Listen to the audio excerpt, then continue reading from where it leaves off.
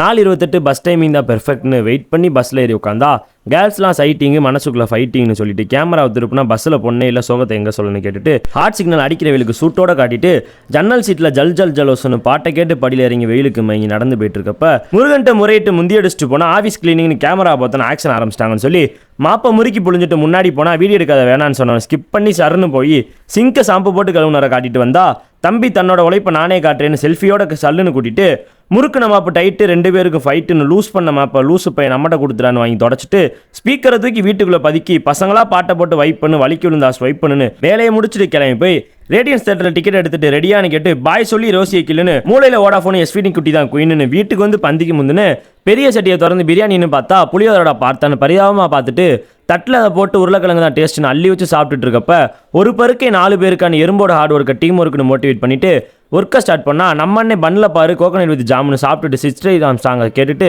தலைவன் தூங்கி எழுந்து கண்ணை கசக்கிட்டு ஹேர் ஸ்டைலை குலைச்சிட்டு இளநியை குடிச்சிட்டு ஆம்லேட் ஒரு புரட்டிட்டு உள்ள வந்தா மழை தண்ணி மரணமா ஜன்னலில் மின்னல் ஒளி வரணுமான்னு இருட்டில் லைட்டு துடைக்கணுண்டா பாட்டுன்னு ஃபைனலாக பன்னீர் பரோட்டாவை சாப்பிட்டு பைக்குக்கு பெட்ரோலை போட்டுட்டு ஒர்க் அவுட் பண்ணி இன்னைக்கு டே சுட்ட முடிச்சிட்டோம். ஏன்டெல்லாம் அப்படி பேசக்கூடாது, நான் டென்ஷன் ஆயிருவேன். Day 29 பார்க்கலாம். டாடா.